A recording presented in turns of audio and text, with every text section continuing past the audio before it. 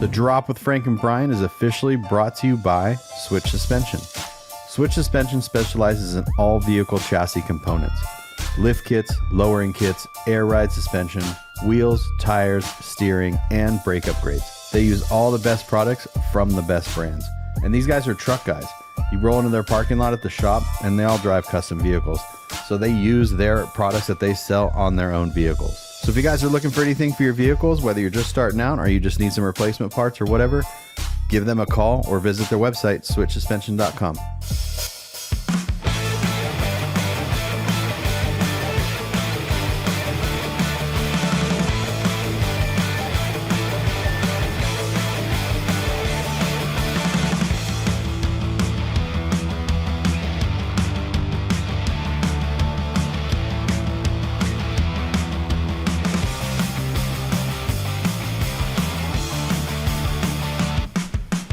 Oh, wait, you brought notes too? Yep.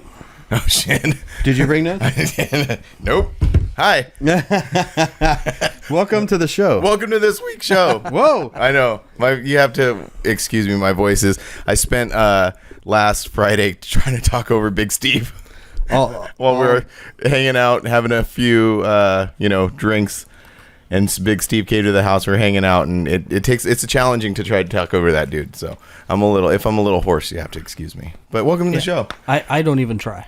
I just wait till he runs out of steam. He doesn't run out of steam. He doesn't run out of steam. He keeps going and going and going. But on. You good? You're the welcomer. I'm good. I know. Welcome. I already said that. Welcome to the show. And introduce the We're sitting here with our friend Donald LeBlanc, which if I said that name, Donald LeBlanc, people are like, what? Who? But no, Donald LeBlanc of truckrun.net. That's where most people, I would say, know you from, truckrun.net. And Fun with Woodworking is your other thing, right? Yep. Do you have we were just sitting in here talking about all your different, behind us, we got all this really cool 3D printed stuff. Are you starting another page for the 3D printing stuff, or does that? No, that's just a side hobby. Oh, okay. And if I want to do it as a real job, I need to go buy $2,000 worth of printers. Oh, okay. And I have a $150 printer. Oh, yeah, you're just saying that. So you're a hobbyist. Yeah, it's a hobbyist, and it's just one more thing that struck my fancy. Mm-hmm. And I've got 2 kids, so anytime I can get new technology and bring in and introduce them to it, then that's what I like to do because it's the future. Yeah, that's one cool thing that I've known. Well, first of all, we've known you a long time. He's known you longer than I have. Well, I don't know. Maybe not. We've known you a long time collectively.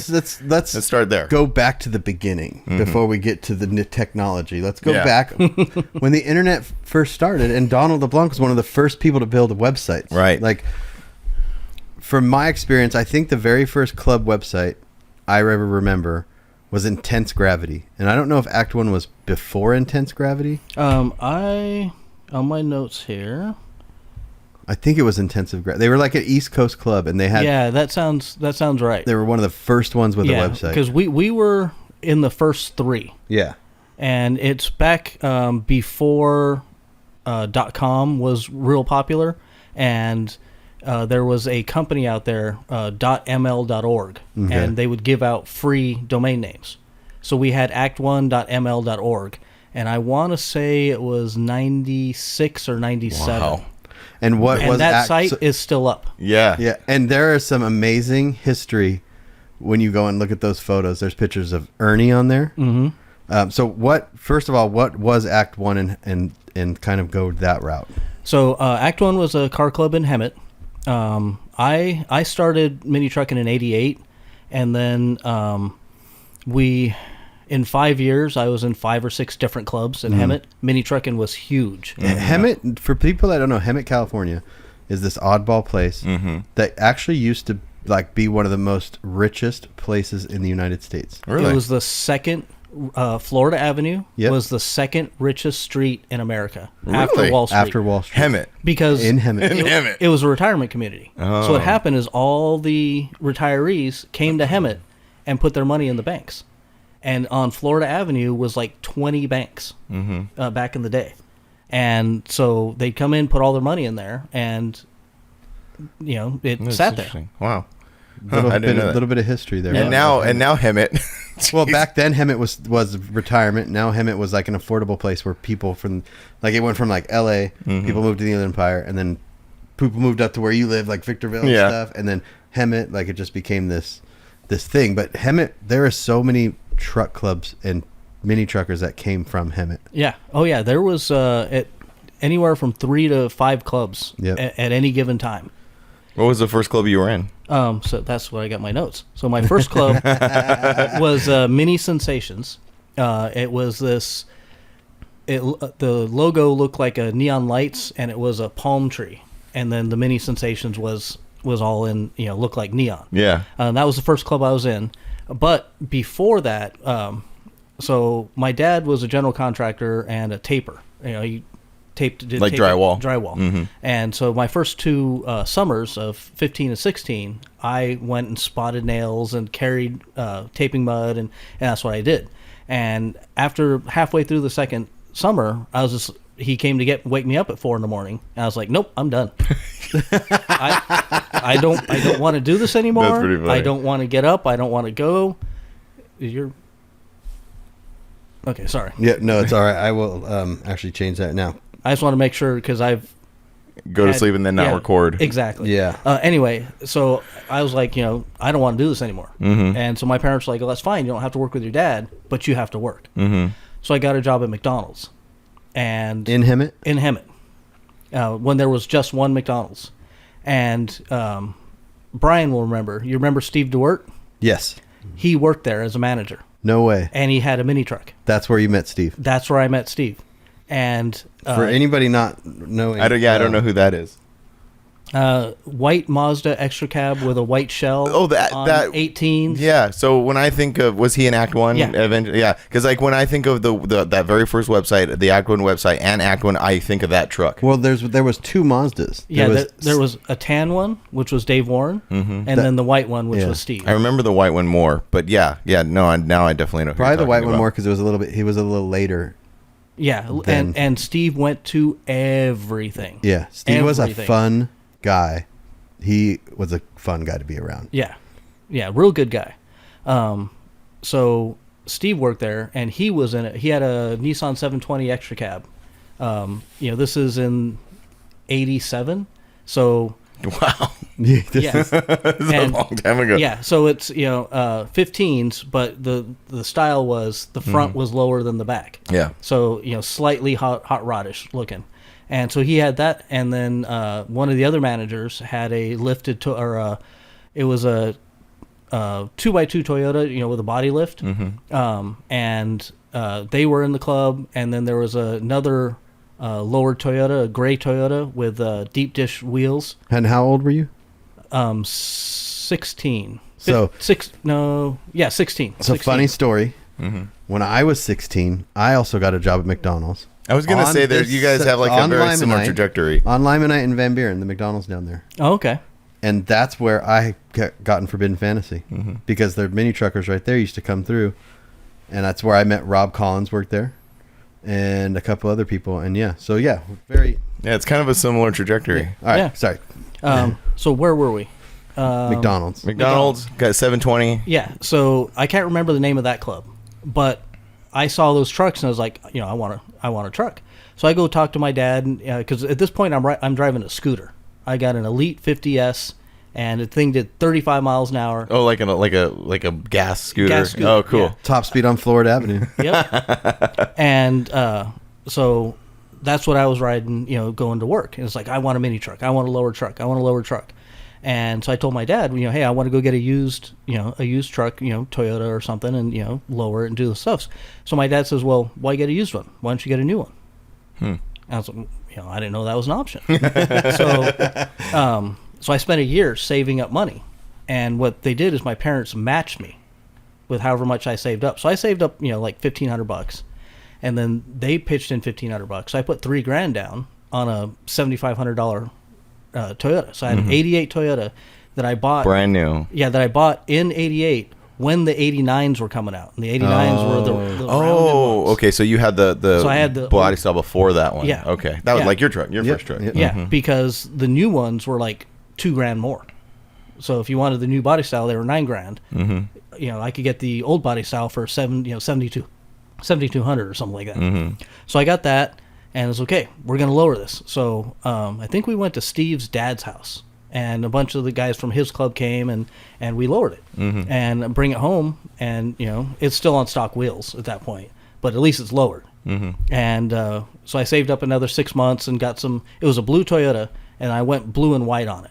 So all the accents, we painted white, and I got white wheels, and somewhere I have a picture of it, but this is pre-digital. So, right. Yeah. So you would have to have like a actual photo. Yeah. Over here are photo albums. So I'd have to dig through, and it's in there somewhere. Oh, cool. Yeah, definitely got to throw that in here. Check it out.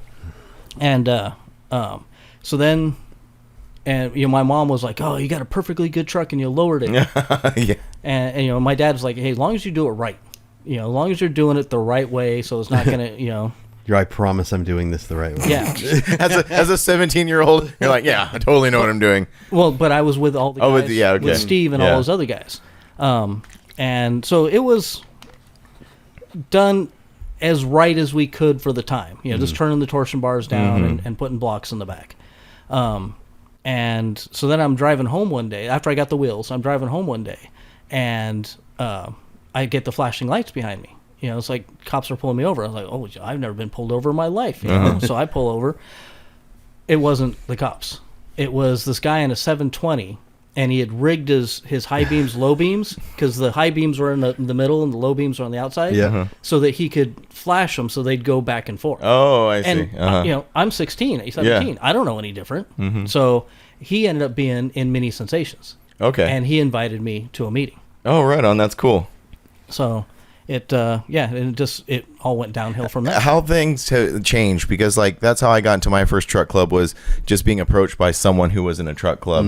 And it's kind of interesting how it's so different now, because now it's like if you had a truck, most of the time you're going out to seek a club and hanging out. There is something that changed. When I first got in Forbidden, we had to go to 3 meetings, and you had to have 3 modifications on your truck. Yeah. That was the rules, and you would get in. So, and we had meetings every week, so you could technically petition for 3 weeks and be in a truck club. Yeah, that was and, my and old now club, it is. Our club is a minimum of a year. Yeah, and almost all clubs are like that. Yeah, that's how we are. And it's just it's like sometimes it sucks because you're just like, man, we should make it easier for people to get in, but then at the same time you're just like, well, we don't. I mean, do you think that's an age thing, or what do you think that is? Because everyone was so gung ho to be in clubs back in the day, and it was so much fun, and we didn't care about that stuff. Well, back in the day, we wanted to be as big as possible. Oh, that's a good point. Yeah. That's a good point. And so that it was always, come on. That's true. There was a lot of club participation. Yeah. Stuff. Yeah, that's right. Yeah, that was a huge deal. Yeah, no, that makes a lot of sense. Oh, yeah. So that guy approached you, said, join our club. Yeah. And so I went to a meeting, and it's like, hey, this is pretty cool. And they were more my age, whereas Steve and his club were all 3 or 4 years older than me. And back then, if there were 3 or 4 years, it might as well have been 20 years. Well, they're adults. Yeah. They could drink. Yeah. At least legally. Yeah. But yeah. And one of the guys in the club was a guy I knew in middle school. Oh, cool. So that was a step in of, okay, hey, I can kind of relate to at least one guy. And, if you talk to me now, I'm outgoing, I'll come up and I'll talk to anybody. Back at that point, no, not at all. I was very, very shy, very, not out, just always standing in the background, just watching what's going on. That's one of the benefits of working at McDonald's, is I was forced to interact with people. I always say fast food is one of the greatest places for a young person to work, because it teaches you so many different things, like customer service, interacting with different types of people and different types of attitudes, personalities and stuff like that. And if you can conquer that, you can now conquer anything. Yeah, that because dealing with different types of people is... Yeah, it forced me out of my shell. And back in, so I worked 2 years at McDonald's in high school, and then 3 or 4 years after high school. And back in the late 80s, early 90s, Hemet just had a million clubs, and every Friday and Saturday night we'd go out cruising Florida Avenue until 2 or 3 in the morning every weekend. And unfortunately, I was dependable and I wouldn't call in sick, so I closed almost every Friday and Saturday. But what we would do is on Florida Avenue, where Florida and San Jacinto, that parking lot right there was the main parking lot. Everybody would go hang out there. And then I can't remember which club it was, but there's a Firestone that's on Florida, and we went and talked to the manager and said, hey, cruise and go happens and we stop at places. Can we get permission to stay here? And we'll make sure it stays clean, that nobody's messing with the building, and if there's trash, we'll clean it up. Yeah. And so they gave us permission. So I was president of the club at the time. It wasn't Act One. Let's see, it might have been Paradise After Dark. Oh, so this is a different club, not the very first club that you joined. Yeah, not that first one. This is 2 or 3 years in the future. So I went, and I was the president of the club. I went in and I talked to them, and I got a signed form from them saying, such and such club is allowed to be on our premises. Now, was that because the police were kicking you guys out of places? Yep. And the first time I showed that to the police, they're like, yeah, we don't care. Yeah. Leave. You're like all proud. You're like, look what I got. And they're like, yeah, we don't care. Yeah. So I went into the police station and says, hey, we have this permission form. You can call XY manager and, verify that we have permission to be there. And then after that, they left us alone. Oh, that's cool. Yeah, there is a thing called private property. Yeah. So, but what we would do, do you remember Eric Jackson? Yes. Okay. So Eric Jackson painted my truck. You had your Mazda, wasn't it painted by Eric Jackson? Which one? Oh, the purple one? Yeah. Oh, I have no idea. I don't know who painted it. I just came up on it. I think Eric Jackson painted that. Oh, really? I think so. It was like a scalloped. Yeah. Mm-hmm. Yeah, sounds right. Yep. So when I was closing, Eric would come by, and whatever, I would save all the old food because you're supposed to throw it out after 10 minutes or 15 minutes, whatever it was. So I'd save it, and I'd put it in a bag, and I'd give it to him, and he'd take it to the parking lot, and they'd all eat the food. That's awesome. But I always sabotaged one sandwich. This is the Donald I know. Yeah. and I let them know it. I told them. I said, there's one sandwich in here that's sabotaged. So it was always Russian roulette of who's going to get the sabotaged sandwich. What was it? What does that mean? It could be a Big Mac with tartar sauce. Oh, okay. Or it could be... it was innocent sabotage. Well... Hold on. It was still edible. Yeah. But it could be, something that just had so much... I got the pepper. And did it until you could take a bite. And you're like, oh, my God. So it was always... But it was always fun because they knew it. Mm-hmm. They knew that, hey, one of these is going to be sabotaged. Yeah. And we're going to, that's awesome. Find out what it is. That's really and then after work, I'd go and hang out, in my McDonald's uniform, go and hang out. And then it'd always be fun to find out who got it. That's so great. And sometimes I'd do it and they wouldn't even realize it. My wife's listening to this right now. She listens to the podcast work and she's laughing her ass off because there was a story of in me in my McDonald's uniform, and I was eating a cone, one of the Frosty cones, with outside in the parking lot, and I got beat up. There's a very long story behind this. Wow. Okay. That I'm not going to, because it doesn't pertain to this, but I know. We got to get into that. I know you're laughing right now because all she pictures me is in this pastel button-up shirt because I was the manager with licking a fucking and I'm getting punched in the face. Oh shit! All right, so I had the same thing. You got beat up too with licking a cone? Well, not licking a cone, but I had a guy pull into the parking lot, and punch me in the face, get back in his truck, and take off. Oh, that's kind of what happened to me. The guy said he had a gun, so I didn't do anything. He showed that he had it, and he hit me and he punched me. But here's the thing: that guy came into the McDonald's 3 months later and ordered a double quarter pounder with cheese. When you order a double quarter pounder, it's not in the thing ready. You have to make that in the back. Oh, okay. So we made it. It was also sabotaged. Maybe a little more than just some tartar sauce. Yeah, I'm not going to incriminate myself. But statute of limitations, though, so I think you're all right. Don't mess with people that make your food. Yeah, exactly. Learn that. Exactly.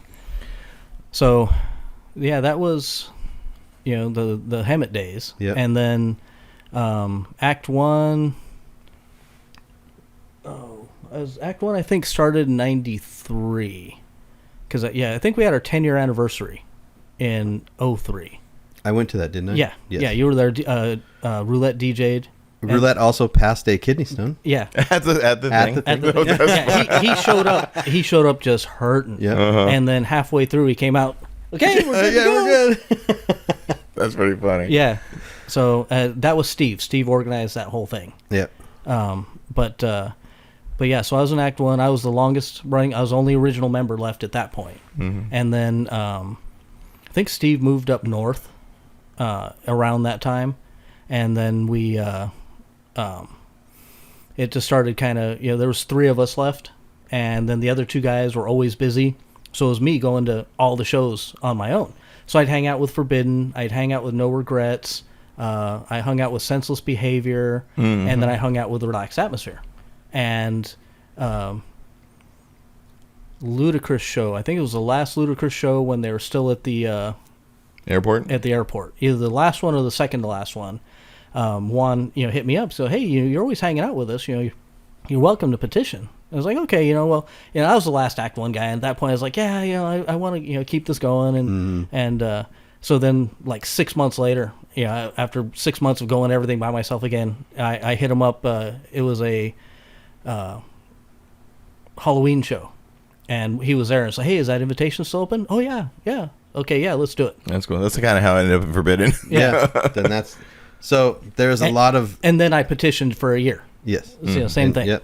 So Act 1, you developed that website, which it was one of the first websites that for a car club, and you had show coverage on there, right? Yeah. So Dave Warren came up with the original idea, and built the original site, and then I went in, and that's when because I've always liked taking pictures. And so I had a little point and shoot 35 millimeter camera from Walmart, $20, and I would go out and shoot the shows, and then go to Walmart, do the automated, like kiosk thing. Yeah, and put in the film, send it out, and have it come back. Because if you do the 1 hour photo, you don't get the adult pictures. If you do the automated one, and that's the other chapter of Domino. Yeah, you get the adult themed pictures. So, and then I would take those and I'd scan them in, one at a time, and then post them onto the website. And that's sort of like how truckrun.net was kind of born out of that? So, yes. So, sometimes, every once in a while, I can be a dick. And once I get pissed off, I don't care. I'm much better now. Kids has toned me down a lot. But once I get pissed off, I don't care. I hate you, and I want you to feel my pain. And so what happened is I would go in, I would go buy the film, take the pictures, pay for them to get developed, scan them in, upload them to the website, taught myself HTML, did all that stuff. And there was 2 or 3 shows where I took a picture of my truck, but I didn't take a picture of everybody else in Act 1 and post it. And so they started getting mad at me because my truck's there every time, but their car or their truck isn't there every time. And I took it a little too personally. And so what I did is I just stopped posting show coverage. On the Act 1 site. On the Act 1 site. Well, then I developed truckrun.net, got a completely different hosting site, got it all set up, and I didn't tell anybody. Oh, okay. I would just show up, take pictures, and post them. Oh, so no one knew it was you? Nobody knew it was me. Truckrun.net was born, but nobody knew it was Donald. Yeah, for like 2 years. Wow. There was one of the Forbidden shows, you had a piece of crap Mitsubishi. Oh, God. Was it? Are you sure it was a Forbidden show or the Senseless Behavior show? It might have been. Was it when the key broke? It was sitting in a random spot. Okay. It wasn't even lowered yet. And the truck never got lowered. Oh, okay. That truck. And yeah. So Is this the Mitsubishi with the smash front end? Smash front end, smash bed. So I took a picture of it and I posted it on truckrun.net. And he's going around asking everybody, who's doing this? Why'd they post a picture of this truck? And I'm just like, oh, that's funny. And that's when SoCal Customs was just getting big. That's right, because it was like, and one thing that I find really interesting is because like as we go through this and we refer to it, we call it truckrun.net. Like that's always how we refer to it, and it's kind of neat how that turned like. That's just how you refer to it. You don't call it, the website Truck Run. The website. Yeah, or like, the .net became part of the title. That's what I'm saying. It became like part of the essence of the thing. And I did that on purpose. Okay. Whenever I posted anything about it, I did capital Truck Run, lowercase DOT, capital net. Yeah, I remember, yeah. And I did that on purpose to make it part of the identity. Yeah. Because truckrun.com was taken. Oh, okay. So that's how you end up with .net. Yeah. Okay. And it screwed everybody up. Because back in the early 2000s, nobody used net or org. Mm-hmm. So everybody's like, oh, truckrun, no, truckrun.com, no, truckrun.net. Mm-hmm. And to this day, truckrun.com is still taken. Oh, really? There's never been a website. Oh, so no one's developed. It's the just domain name has been taken. Do you think they bought spent a bunch of money and just bought the forever plan type thing, or is there someone renewing it? Somebody's renewing it because it shows an expiration date. Okay. So and they renew it annually.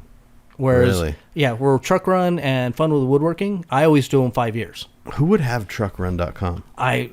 What does truck run mean besides our truck runs? Yeah, I don't know. That's a good point. I didn't even think of that. It's another thing that's so ingrained in your brain, saying truck runs, and like to us it makes perfect sense. But I just realized, that would make sense to no one else. No. Yeah. Huh. And there's rod runs. Rod runs was always a thing, but not a truck run. Yeah. So I check it every couple of years now just to see if it's available. But I have truckrun.net, truckrun.org. I've got donaldleblanc.com, donaldleblanc.net, donaldleblanc.org. When my kids are born and we decide on their names, I got their name.com. Oh, that's cool. I got my wife's name.com. Whenever I think of something interesting, I go by the .com. I have a few that renew every year. Oh, really? Yeah. And I'm just like, just going to keep them. Yeah, you don't know. I have a couple of those too. I have a relaxedphotography.com.net. Wow, that would be one that like people would want. You know what I mean? According to GoDaddy, they're worth $1,000 each. Yeah. Okay. Real quick story on that. Another story. Long story short, not without getting into it. I purchased a thing called BST Ink, INK. And out of spite, kind of like what you did, kind of out of spite. So I did it, and I just maintained it. And I saw that they're like, "Oh, this is worth $1,500." Well, I want $1,500. Yeah. And then like I realized it because they're like, oh, "Okay, you could sell it, but then you got to set up this account, and then you got to give us like $5." And then it was just like kind of probably like a quick money grab thing. But no, I didn't get $1,500. No. Anyway, do you still have BST.ink? I do. I still renew it. Yeah. So for that same reason, I'm like, it's like $10. So why not? Yeah. I think I have like 17 website names right now. That's cool. So, truckrun.net was born at an anonymous thing, and then it became your thing, and then it's been through a lot of different like ups and downs, like because you were just kind of and then you started kind of like making merch, not really merch, right? You kind of started selling pictures at some point in time. Oh yeah, So I've always liked photography. Yeah. And when I was a kid, everybody made fun of me because I like to take pictures. Uh-huh. And now that's like a thing. Like, and I held on to that for way too long. And now there's Instagram. Yeah. And I held on to that for way too long, so I didn't want to admit that I liked taking pictures. Huh. So doing the actual website was my expression. Yeah. Of, hey, I like to take pictures. I like to do photography, and let's do this. Yeah. And so I just lost my train of thought. I know that happens to me all the time. No, that's okay. Yeah. So I did it anonymously, and then what I would do is the Forbidden Show. If I waited until a month before, and you guys needed vendors, I could always get a cheaper vendor. Don't tell anyone that. Shh, edit that out now. So I would go in, and get a spot, and then I started making prints. Mm-hmm. And I remember that. And putting it out there. Yeah. And then I had this app on my phone that would turn it into kind of a cartoonish looking. Yeah. And so then, I used the hell out of that app and then made pictures of those and put them out. And everybody was like, oh, that's awesome. But then nobody buy anything. Oh. So I'd usually, just about break even for whatever I had to spend. Yeah. But part of it was, got the name out, and part of it was just learning business. Mm-hmm. So it was truckrun.net. It was never a planned thing to become like a bigger thing. It was just always kind of a place for you to express your photography. Right. And it was always going to be a hobby because being in truck clubs, you always saw the guys who went into the automotive industry. And after 6 months or a year, they're burned out or they're getting screwed over. Or like when Ernie started working for Mini Trucking, his income went down by what, a lot, 75%. Yeah, just to work at Mini Trucking. Yeah, just to work at Mini Trucking, and it was a passion, and and he looked like he was having a great time, but after a year, he's like, dude, I can't live on this. Especially he's real estate, right? Yes. Yeah. And he wasn't doing bad in real estate. Yeah. And so he ended up going back to that so they could, make money. Yeah. Live. Yeah. No. Yeah. With Trucker and Dot. So that's actually kind of like a span of a long time because that like the print stuff was kind of like later on. Yeah. But for a long like me, my experience through growing up in the scene and Trucker and .net existing was like where the show coverage was. Like the magazines would do show coverage, but they would take months. Like if they covered a show, it would take months to come out with show coverage. So as like the like normie kind of guy in the scene, truckerrun.net is where you would go to check out the show coverage. And like you went to a show, goal. and it was always cool. And if your truck would show up there, like it was like it was like really special. And then like over the years, I would like collect the photos that you took and just like have like a folder just full of those. And so like at one point, and I mean it still is to an extent, but at one point that like between you and SoCal Customs, those were like the two things where you could say like who was at the show, where was the show, and get like kind of like the information. Now there were websites too, like Party Page, right? Partypage. .net there were a .net too, weren't Who they? ran that? Andrew from Down Art of Noise. Okay. Yep. I forgot about Party That Page. Party Page was a wild one. That was like the And that wasn't show coverage. That was no, more that was just like lifestyle party. Yeah. So and then there was sporttruck.com. Yeah. Now who ran sporttruck.com? I want to say the guy's name was Steve. It was always a mystery to me because Yeah. it would just like the coverage would be up and you're like, who took these photos? Yeah. I met him once. Yeah. And I think his name was Steve, but I'm not sure. Yeah. And Brian from SoCal Customs, for the first year, like I said, I didn't tell anybody who did it. And he came and said, hey, do you know who does this? And I was just, full on, jerk mode. And like, no idea, And so when he found out that I was doing it, he was mad at me for a while. Were they pretty parallel, your guys' two sites? Like started at kind of the same time, or was there a big difference? Around the same time. I think his might have started a little bit before. Oh, okay. And his was much more polished from the get-go. Yeah, his was very like online magazine, features, all that. Yeah. And I would try to go and shoot everything I could, because, let's say your Mazda wasn't magazine worthy, but you were so excited to get and that was the thing, is because like your show coverage was so comprehensive, like everything was in there.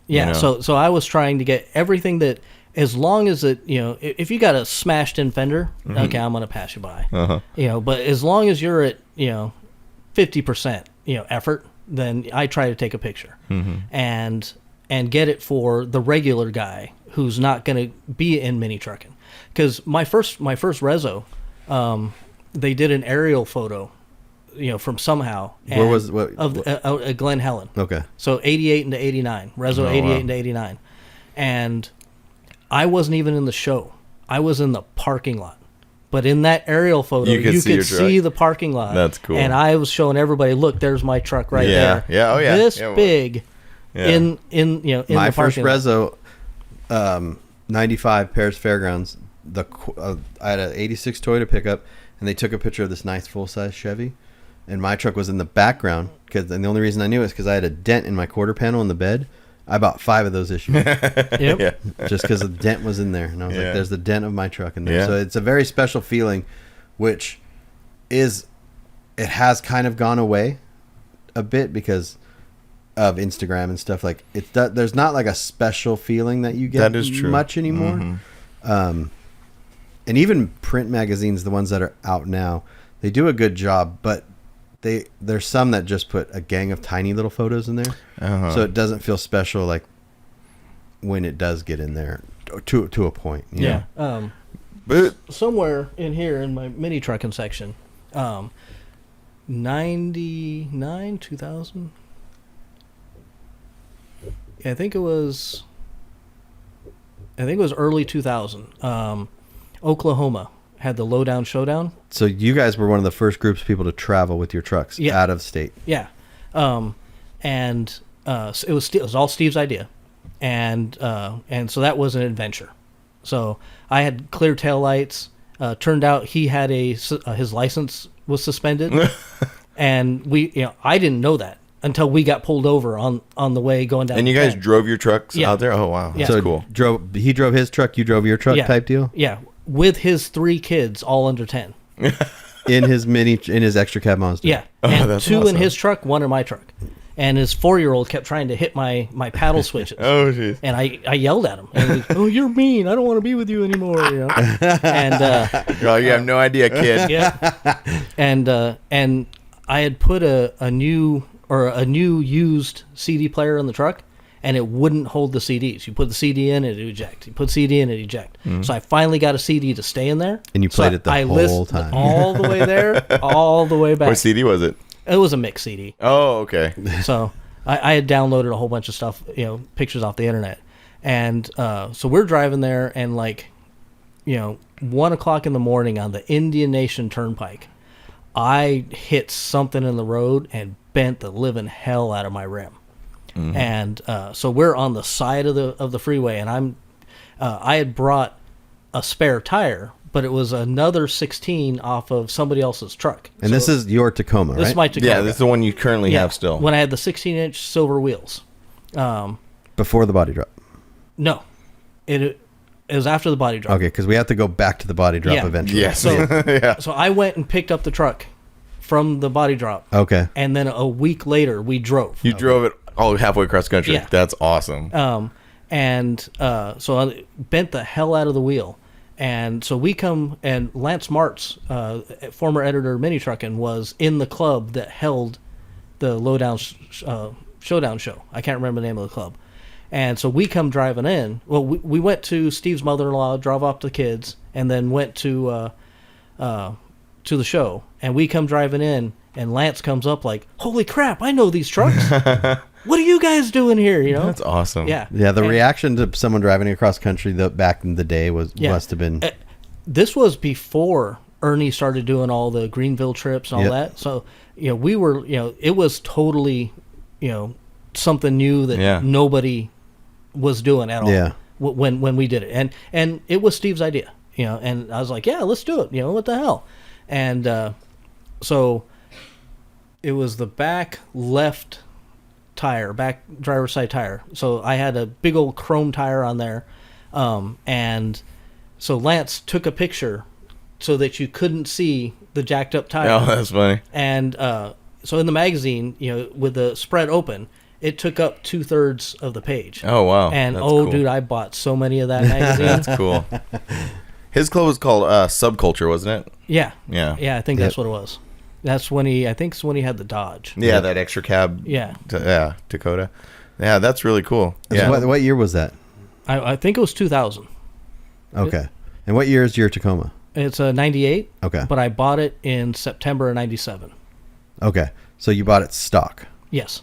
Okay. From Merino Valley Toyota. Really? Marina Valley Toyota must have been pretty new back then. It was. It had only been open like 6 months. Yeah. So your Tacoma, you bought it at Marina Valley Toyota in late 97. Yeah. And it obviously stock. So tell us about the journey from being very stock interesting. to, did you just lower it, or how did it come about? Okay. So I had I think it was 93 Civic that we just chopped the hell out of the springs. And when we first lowered it, the mud flaps were scraping the ground. Nice. So by bouncing and going down the road, it wore it all down to where they weren't rubbing all the time. And so I show up with that at Merino Valley Toyota and say, yeah, I want to trade this in. They're like, what? Yeah, and they say, well, do you have your stock springs? Oh yeah, I got them. And okay, so I go out looking, and looking here, looking there, looking here. Oh, wait a minute, what's that color? And it was seafoam green. Oh, really? That was the stock color. Yeah, that's the stock color. Okay. The firewall is the dark green, the hunter green, or the engine compartment is all the hunter green, and everything else was the seafoam green. So they did it after it came out of the plant. Oh, yeah. And so I was just like, yeah, that's it. I want that. Now, it wasn't the most manly color. and I got a lot of crap about that until I lowered it. And once we lowered it, then everybody's like, oh. Because you basically did it in reverse. You had the custom paint job first. Yeah. So, and I think a brand new Tacoma at that time was like $12,000. Mm-hmm. And that truck was $13,500 because of the custom color. But it's like, it's totally worth it. I don't care. And I was renting a house at that point. It was just me, a little 2-bedroom house in Hemet. And Dave Warren and Steve and everybody came over. And we'd never lowered a truck with coil springs in the front. Mm-hmm. Oh, because they've always been like torsions. Yeah, they've always been torsions. Mm-hmm. So Dave had talked to somebody else who had a Tacoma. And we ended up we lowered it in my house, but it was down for like 2 days because we couldn't get the ball joints off. We couldn't get the spring housing off. We had to go buy stuff, and I was working graveyard at the time, and I'd been up all night, and halfway through I was like, screw it, just put everything back in. I'll drive it stock some more. And Dave's like, no, we're gonna get this done. And so then we lowered it. Then I got some. I can't remember what my first wheels were. They might have been the silver 16s. I can't remember now. So we got it lowered, and got the Act 1 sticker on it, and we're good. And so that was, I bought it September of '97. So this is early '98. So you brought it to the first Forbidden show like that, right? I think so. Now was that show? Weren't you upset with us at that show for some reason? Like you didn't get a trophy? There was something there. There was something there. I think someone in Act 1 was upset with us or something like that. Somebody might have been. I was just happy to be there. Yeah. Mm-hmm. Or maybe it was later after the body drop and all the body mods and stuff.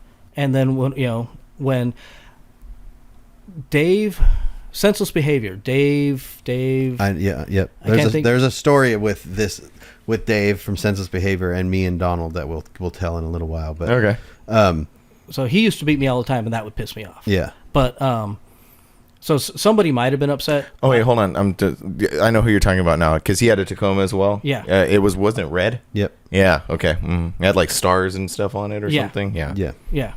And it's funny, I can't think of his name. He actually worked at my company for like 3 years. Oh really? Yeah. I'm in the break room eating lunch, and I work in IT, and our owner's old school, so I have a shirt and tie, long sleeve shirt and a tie and slacks and everything.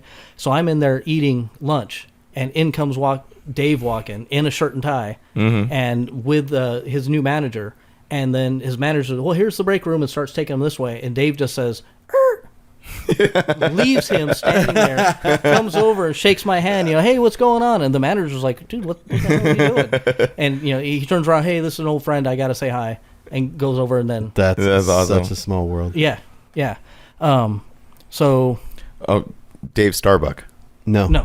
That's that's the painter guy. Okay. Which I think he lives in Hoopa Valley across the 15. Yeah, because his shop's over in Rubidoux. Yeah. Okay. Yeah. So Tacoma's lowered, seafoam green. I'm just keeps on cutting you off and messing you up. Sorry. Yeah, I lose track. You got to remind me. Yeah. So you went to Forbidden with it. I remember that. Yeah. So we went to the first Forbidden. We met you online, I think. I think so. Yeah. Yeah. From having the website. Yep. And that was the other thing with truckrun.net is once I announced that that's who I was. Okay, I was from a little club in Hemet. Nobody gave a crap about any of us, and getting truckrun.net turned me into a magazine guy. Yeah. Oh, okay. I got up on stage. I got in the behind the scenes stuff. I one of the truck jams because I knew somebody.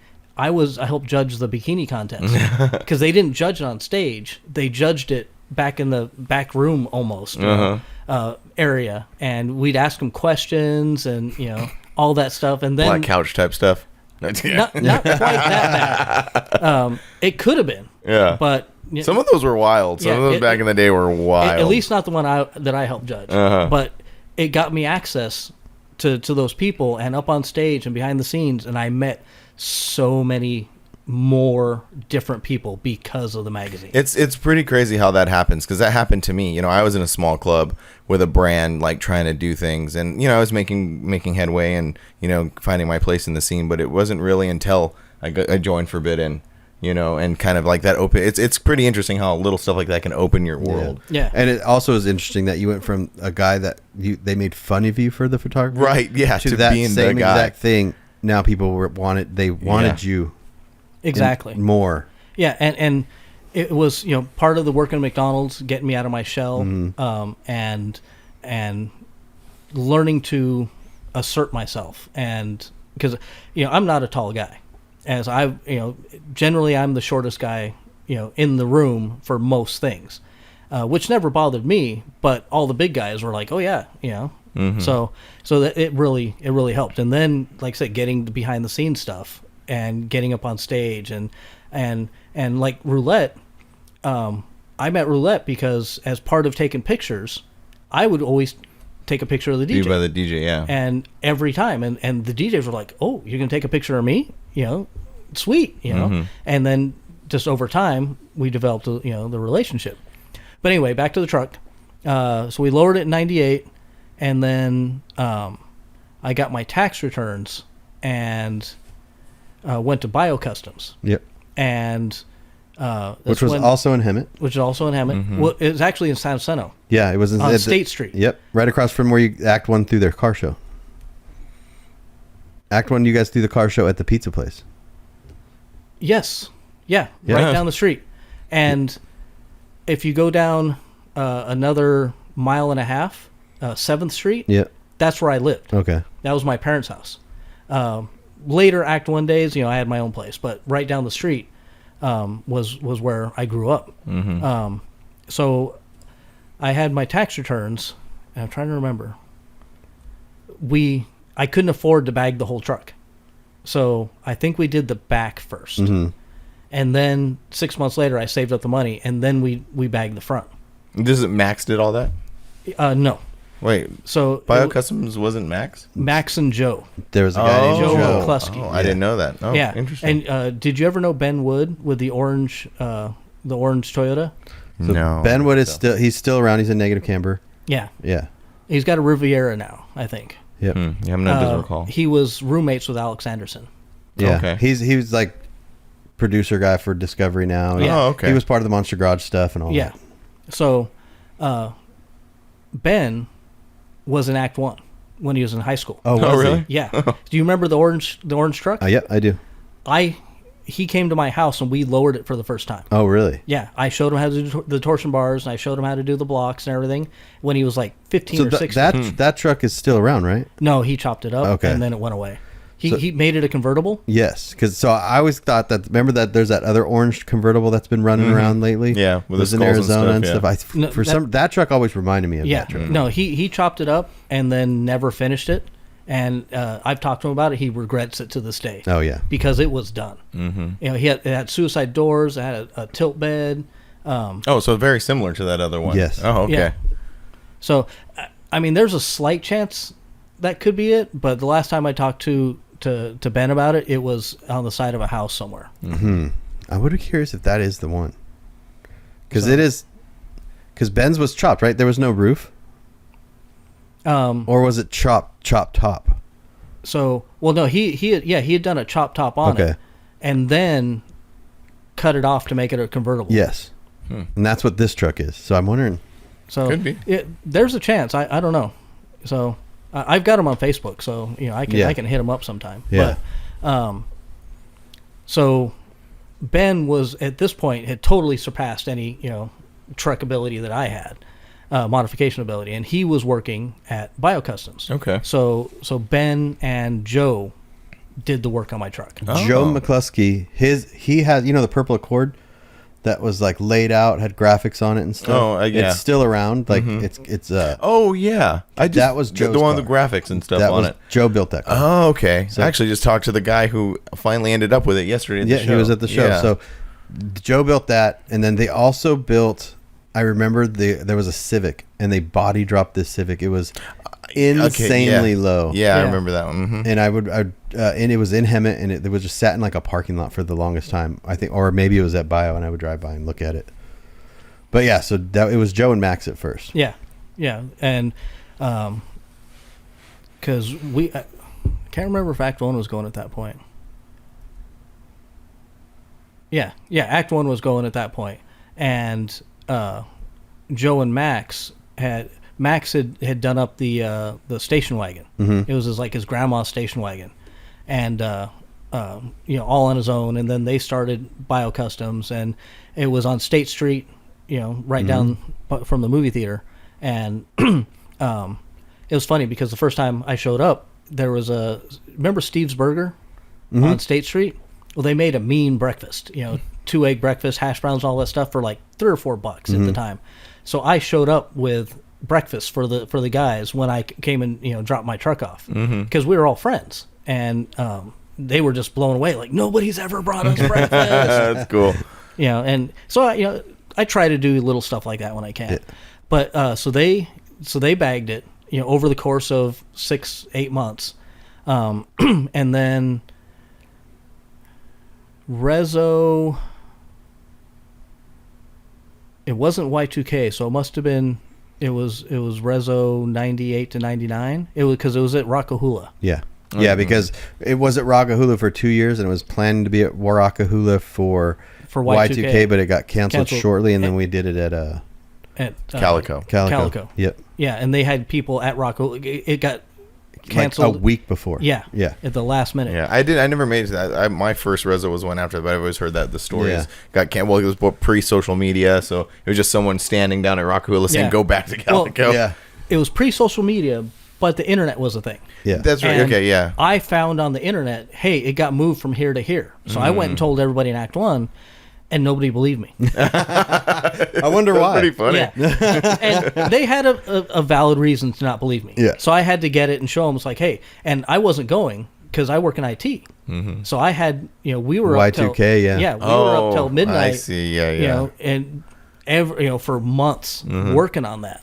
And everybody says, "Oh, Y2K, it wasn't a big deal." No, it was a big deal. Yeah. Really? It didn't affect everybody because guys like you, the IT guys, worked their ass off to make it not a big deal. It's like the ozone. Remember, the ozone was a big thing. Yep. And people are like, "Oh, that wasn't a big thing." No, that's because there was international agreements to stop using this stuff. Yeah. And But a lot behind the scenes stuff. Yeah. So. Well, the general public knows way more than any expert. Yeah. Obviously. Exactly. So Rezo 98, 99, it was a Rockahula, and I think that's the one that Steve went to and forgot his tent, and he had gone up a day early, so he was sleeping in his truck, and we had a guy in our club named Joker, and Joker was renting a tent trailer. And he got there late because there was problems with that. So Steve was there for like a day and a half with no food. Just chilling. It was freezing cold. Yeah. But there was a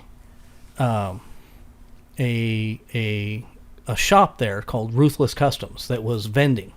And they were raffling off a body drop. So I bought 2 tickets. How much were they? I think they were $10 each. Is it either $10 each or $20 each? I can't remember. That's pretty steep. Yeah. Early 2000. Yeah. Yeah. So I think it was $10 each. So it's like, okay, you know what? I can spend $20. And so we spent the weekend. We had a good time. Truck was in the show, and then they did the raffle. I think after trophies, and we were packing up. We were packing all our stuff up. I forgot about it, And they start, doing the numbers, and I was like, hey, I think I got tickets. So I'm scrambling everywhere looking at it, and then finally find the ticket, and I won. Yeah. And they were getting ready to call another number. So I'm yelling, screaming, running up, and this was, late 90s, and I wasn't as cynical as I am now. and my thought was, if they're vending it at Rezo, then they must be good people. Yeah. They must have been vetted. Because I didn't know any better. Yeah. So we can kind of see where this is going. Yeah. And so I go up, and I got the ticket, and I go up, and hey, I got it, and so I'm talking to them, and they're waiting for me to have a 89 Mazda that is beat to hell, and I'm like, no, my truck's a year old, it's bagged, and and they're like, oh crap, yeah, this is good, and so I can't remember before, so this was 99. My wife and I started dating the first Sunday of May of 99. And I know that because we went on a date after the council meeting. Oh, okay. And the council meeting was always the first Sunday of the month. So sometime between Rezo and May, I went and dropped my truck off. Mm-hmm. And, got everything done. Where was the shop? Yeah, describe the shop. It was in San Diego. Okay. San Diego, and when you dropped it off, everything looked on the up and up. Everything. It looked like BioCustoms. Yeah. Okay. From what I was used to seeing at BioCustoms, it was semi-organized chaos. Yeah. Mm-hmm. But there was 2 or 3 trucks there, and they were obviously getting work done on them. So hey, cool. It seemed all right. Yeah. So, bring it in. Like 3 months later, I get a call, and they say, hey, we need your insurance information. Well, why do you need that? Well, the mailman was here, and he backed into your truck. Oh, yeah, and kind of dented the grill a little bit. Okay, well, it's $100 grill. Mm-hmm. Why do you need my insurance? I'm not going to give you my insurance, Yeah. And, for this and that, it's like, no, I'm not going to give you the insurance information, If it's dented, fix it. Mm-hmm. It was a Phantom grill. Just buy another one, fix the mounts, put it in. I don't care. Mm-hmm. And so that was kind of a red flag. Yeah. And then number one. Yeah. And then a couple months later, I drove down there, and the bed was off, and interior parts were about, but it looked like they were doing work. And I don't know if you've ever taken a close look at the bed of the truck, but the rear fenders or the fender area in the rear are flared out. I've noticed that before, yeah. And what they did is they got, I can't think of it, the thin rod. Oh, huh. Mm-hmm. And they built a subframe in the back to push it all out so that the tires could tuck down. So instead of shortening the rear end or anything, we're just going to pop these things out. Yep. But it looked good. And they didn't do it so much that it affected anything, and there wasn't any Bondo there to pop out or anything, and it's all subframed out. And I saw that, and I was like, oh, I like that. That looks good. It flared it out. And then they call me one time and say, hey, the front's not gonna, the fenders are too narrow. We want to get 4x4 fenders for the front, but we've got a guy that we can get a pair for $150. Okay, $150. That's decent price for fenders. So they put them on, and then fast forward 2 or 3 more months, and I'm calling saying, hey, what's going on? And then finally, Steve and I planned this trip. So I called him up and said, hey, I'm going to be there in 2 weeks, and I'm driving it home. So do what you got to do to finish it. Mm-hmm. Otherwise, I know a lot of people, and I know Bob Hayes, I know from Rezo, and I know all these people, and I'm going to start talking. Right. And because it came down to the point where I had to threaten, because it was always pushing it out, and it had been there for at least 6 months. Mm-hmm. Which, when you look back at it, is nothing. Yeah. Yeah. Yeah. It wasn't like 2 years. Yeah, yeah. But it's nothing. But at the time, that's like your truck. A lot. Yeah. And that truck was my life. I didn't have kids yet. I just started dating my wife. So that truck was my life. Yeah. Mm-hmm. And it worked. they busted ass, and we showed up, and it went up, down, went all the way down. Everything was, pretty solid. So, okay, cool, thanks. And drove it home with yellow fenders, front fenders. And so my roommate at the time was another member of Act One, and he had just painted his, he had an old 50s or 60s station wagon. He painted it purple.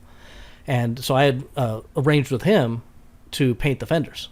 So we painted the fenders, we painted the mirrors, anything I could pull off that was black, we painted it all green. And, I just went down to Toyota, got the paint code. Oh, God, what was the... Smitty's, I think? Yeah. Oh, yeah. Was the paint place shop in in Hemet? Hemet. And went down to Smitty's, gave them the code, and they gave me the paint. And we sprayed them. And it was just a little bit off. But as long as I opened both doors, you couldn't notice. But if both doors were closed and you looked at it at the right light, you could see that, hey, doesn't quite match. But it was close enough. And then Steve and I drove out to Lowdown Showdown like 2 weeks later. And I really didn't check everything as well as I should have. But it made it. Made it there, made it back, other than the flat tire. Which was a whole nother story. So, what was his name? His name's on the tip of my tongue. Dave. There was another car club that was online that we talked to this guy all the time online. And we get out there, and he's there. So, hey, we'll be there. I'll come talk to you. And he, back east, you don't go buy low profile tires. 40 series tires in the early 2000s. Okay. You have to special order them. So what he did is he got a 40 series tire, and he carried it around with him. And if he got a flat, then he could give the tire to the shop. And then give him swap. Yeah. And when we first pulled into town, we stopped at a tire shop somewhere and said, hey, I need to get a new tire for this.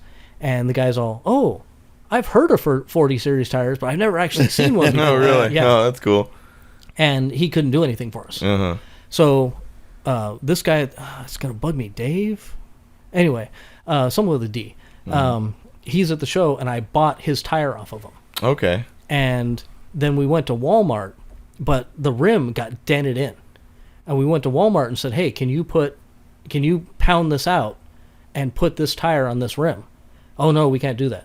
Is this the same situation when you went to Oklahoma? This is the Oklahoma show. Oh, this is, okay, I see. All this right. is the Oklahoma show. And so I didn't realize, so now I'm realizing your truck is freshly body dropped and you drove it to Oklahoma. Wow. Wow. Yeah, it'd been body dropped for 2 weeks. Wow. I'd had it back for 2 weeks. Wow, okay. And so we go to Walmart, and I said, look, pound it out. I'm driving to California. I don't ever plan on ever being here again, and I don't want to ever see this Walmart ever again. Yeah. So I will sign anything you want me to sign. I just don't want to drive back to California with no spare tire, because the spare tire's on there. So he goes talk to his manager. So he comes back out with a hammer. And it says, hit it here. So I beat the crap out of that rim and got it reasonably straight. He brought it in. It didn't quite match up. Brought it back out. Hit it some more right here. Just keep on going. Yeah, kept on going until it took a beat. And so then we put that tire on it. I put the matching rim back on and then put the spare back in the bed, and then we drove home. And it did fine. Yeah. Oh, right on. And I don't think I ever replaced that rim. I pounded it enough that. Is it still in the truck now? No. No. That's a different set of wheels now. Yeah, these were 16s. Oh, okay. Back in the day. So, that was a. Wasn't there something else with the body drop story? Wasn't there? So we're at the body drop story. Okay. Yeah. So I know. I was like, we we're kind of done? switched gears a little bit. Yeah. No. I lose track. So, a couple months later, I go to a Sunset show somewhere, and the Sunset San Diego guys came up and say, "Oh, the truck's all in one piece?" And I'm kind of like, "Yeah." And so these guys are telling me that they had taken the bed off, mounted the taillights to the frame, and were driving around town selling drugs out. This is the part I know. Yeah. That's hilarious. Yeah, selling drugs out, and I had no clue. That's so funny. I think, I was still living in Hemet at that time, and San Diego's a world away, and so I had 3 or 4 of different guys come up and tell me that story, and then all hearsay, but the way they're early in the Tacoma, when Tacomas came out, there was an extra cab that was body dropped. It was yellow, and out of San Diego that went to all the shows, going to all the RJ Canning shows and Truck Jam and all that. And apparently that guy was a painter, and he had an awesome set of tools. So he was working for Ruthless Customs, being their painter, and they were using all his tools. This is from what I've heard. And they didn't pay him for a bunch of time, and he finally said, "Hey, I can't do this anymore. Screw you guys. I'm taking all my tools and I'm going away." So they took him out in the desert and killed him. Oh, what the? Yeah. What the? Jeez. This is the body drop story Oh my that I God. know. So, and this is, like I said, it's all hearsay. And The guys who did the body drop took out the painter guy. Yeah. Oh my God. guess whose fenders are on my truck? The yellow. You have blood on your hand. I know, man. Those are blood fenders. Yeah. And apparently the police raided them like 2 weeks later. Oh, really? If I hadn't, Your truck would have been gone. yeah, if I hadn't went in and forced them to finish it, then yeah, It's it amazing would have to got me. impounded. It's amazing to me that you actually got it done, because the most you ever gave them was some money here, money there for the fenders and stuff. Like, they were still doing this body drop for no money. Yeah. Yeah. Well, That's crazy. whatever money they won for the raffle. Yeah. Oh, I see. Oh, okay, that makes sense. And the suspension was already done. So the Yeah. body drop was actually a minimal amount of work, because it's just a conventional, Yeah. right? So they cut the floor. I mean, it is just a minimal amount of work Right. to do that. But at the same time, just getting it back and then knowing that happened to now. Yeah, that was is the painter, insane. a well-known painter.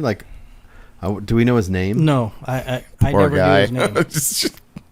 I didn't hear that part. He I painted his truck, the yellow truck. Okay. That's all I know. I've heard it before about the selling drive around town selling drugs out of. I have not heard about the murder aspect. Another funny story is when I sold my Tacoma to a Sunset member in New Mexico. He ended up selling it to another guy, and also drove it around with no bed and sold drugs out of it. What is it, a Tacoma thing? Yeah. Yeah. Standard cab Tacoma Yeah, thing? because I had drugs in my truck when I bought it back. Oh, man, that's awesome. I never had any drugs in it. I think they were too cheap to leave any. Maybe I've heard that, because I think I conflated two stories, because I think you have told me that before, because I thought he did find drugs. When I towed my truck home, I got pulled over just crossing into California because I had no taillights on the trailer. Mm-hmm. And when I got home, I unloaded the truck and I pulled the seat out of it, and there was baggies of dope. Oh, jeez. Nice. Yeah, I don't know if it was speed. I mean, I'm assuming it was just speed. You know, and they were under there. That's crazy. Wild stories, man. Yeah, The shops. and my seat, my bench seat, looked like something died on it. It was really? just it was trashed. It was the blood of the painter. It could have been. Threw him in there. Jeez. We scrubbed the hell out of the thing, and it never came clean. Oh, man. Yeah, it is definitely the blood Yeah. of the painter. So fast forward, you got your truck two-toned at Yes. some point, So- and you still have it. Yes. Yeah. So, so Eric Jackson, Yep. I worked out, a deal with him where I paid him some cash and I did some computer work. Dave and I both did, and we did a package deal. So he painted Dave's truck first, and then he painted my truck. And I had no plan. I had no idea what I wanted to look like. I just wanted a paint job. Yeah. So I gave it to Eric and said, do whatever you want. So I would not have chosen black for the bottom, Yeah. just because it's hard to keep clean. Mm-hmm. But for the paint job, it's the right color. Yeah. Is it still the same seafoam green on top? Yeah. That's the same green it was when you first bought it. Right. Okay, cool. But he repainted the yeah, green. but it was that color. Yeah, Okay. it's the stock color. That's cool. And was that when Dave got graphics on his truck? Yeah. Okay. So Dave got graphics on his first, and then 6 months later, I got graphics on mine. Okay. And it was kind of a package deal where we both paid cash and then did a whole bunch of computer work for him. Okay. And then then I went to Stitchcraft and got the yeah. interior wow. done. Yep. That's cool. And that was the right place at the right time where I paid a bunch of money, and then I built him a computer network in his office. Oh yeah. So then fast forward, you took the truck to a bunch of shows, had a great time with it and all that, and you still have the truck. Yes. So it's underneath us. Yeah, it's underneath us right now. That's really cool. Like, have you ever been tempted to sell it, or is it like his truck? Like, that's his truck. Probably really never going to get rid of it, kind of thing. Is that the same thing with yours? How bad do you want a Tacoma? Yeah, Wow. that's the thing, right? So Yeah. Dave Prater, did Dave Prater hit you up? A couple of years ago. Yeah, he had hit me up, Yeah. and he was. So you have sentimental value to it, but not that much to where you. I'm ready for it to go. Okay. Oh, Because you don't really plan on, as far as like the current stage of truckrun.net and Donald LeBlanc, you still go to shows because you still enjoy hanging out with your buddies and all that Right. stuff. Yeah, we see it all the time. Yeah, and one of the so during this whole thing, I think I mentioned, I joined Relaxed Atmosphere. Yeah. Mm-hmm. So one of the guys in the club is a mechanic. Mm-hmm. So hopefully at the end of the month he's going to come out, because the truck's been sitting for 5 years. Yeah. And we're going to go through everything and put in new fluids and stabilize everything and get it running again. Yeah. Because it So- ran when you parked it, right? Yeah. Yeah. The battery died. Okay. So it just, when I parked it, it ran, and then I couldn't get it. What was the last show you took it to? Oh, God. I think Forbidden, when it was still at Paris. Oh wow, Yeah. wow. Oh, excuse me. Yeah. So 2015. Yeah. So No, that makes so sense. it's been even longer than I thought. I'd like to bring it out to 1 or 2 shows, just so all the new people who just know me Yeah. hanging out, Yeah. show them that, hey, I actually do have a truck. Bring it to Forbidden Fantasy next year. That would be so cool. So it, like I said, that's the goal, is to get it going, and Forbidden would be a good one, but I'm ready to sell it. Okay.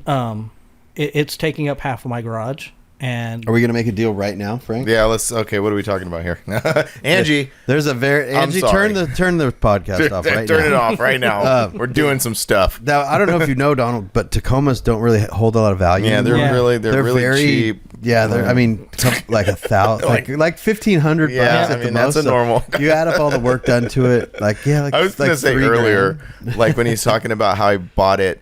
It's amazing. Like they bought that truck for $13,000, and I mean it's a custom truck now. But even if it was a stock truck, it's still worth like $13,000. Like that's pretty crazy. I mean for like a clean one. well, it also has 33,000 original miles. Oh wow, wow. Yeah, so that's it's like a brand new truck. that's a $10,000 truck all day long. Oh, Yeah. for sure. Yeah. For sure.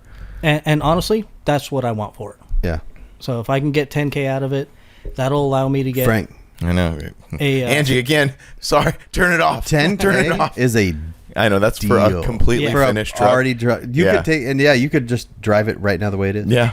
Yeah. Yeah. So We'll talk after the podcast. yeah. Let's do it right No, now. right now. We'll take it do it right now.